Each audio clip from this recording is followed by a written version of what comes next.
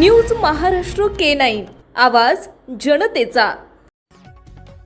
मोठी बातमी समोर येते। लोकसंख्या वाढीला चालना देण्यासाठी आता सरकारने मोठा निर्णय घेतलाय। जर तिसरं अपत्य जन्माला आलं तर पालकांना 85,000 रुपये मिळणार आहेत, तसेच 18 वर्षापर्यंत मोफत शिक्षण मिळणार आहे। आंध्र प्रदेश सरकारने एक मोठी घोषणा केली आहे।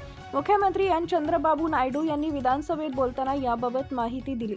राज्यात जन्मदर सातत्याने कमी होत आहे। जर पुढील काही वर्ष अशीच परिस्थिती राहिली तर राज्यात तरुणांची संख्या कमी होईल, परिणामी क्रय शक्ती कमी होईल। ही समस्या लक्षात घेऊन आता सरकार नवीन लोकसंख्या धोरण आणण्याची तयारी करत आहे। या धोरणाअंतर्गत दुसऱ्या आणि तिसऱ्या अपत्याच्या जन्मानंतर आर्थिक मदतीची योजना सरकार आणणार असल्याचं चंद्रबाबू नायडू यांनी म्हटलंय। दक्षिण भारतामधील अनेक राज्य अशी आहेत ज्या राज्यांमध्ये मुलांची संख्या झपाट्याने कमी होत आहे। यामुळेच आता अनेक राज्य ही लोकसंख्या कमी करण्याऐवजी लोकसंख्येचं प्रमाण संतुलित कसं राहील याकडे सध्या लक्ष देत आहेत। याच धोरणाचा एक भाग म्हणून आंध्र प्रदेश सरकारनं मोठी घोषणा केली आहे। तिसरं अपत्य जन्माला आलं तर सरकारकडून 25,000 रुपयांची मदत मिळणार आहे। आंध्र प्रदेश सरकार नवं धोरण आणण्याच्या तयारीमध्ये आहे। या नव्या लोकसंख्या धोरणानुसार दुसऱ्या आणि तिसऱ्या मुलाच्या जन्मावेळी सरकारकडून 25,000 रुपये मिळणार आहेत।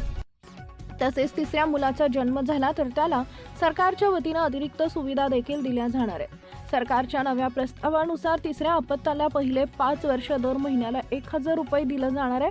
तसेच 18 वर्षापर्यंत त्याला मोफत शिक्षण दिलं जाणार आहे। जर आर्थिक मदत मिळाली तर लोक तिसऱ्या मुलाला जन्म देतील असं तेथील सरकारला वाटत आहे। याचाच अर्थ आंध्र प्रदेशमध्ये जर आता तिसरं अपत्य जन्माला घातलं तर एकूण 85,000पर्यंतची मदत सरकारकडून मिळणार आहे।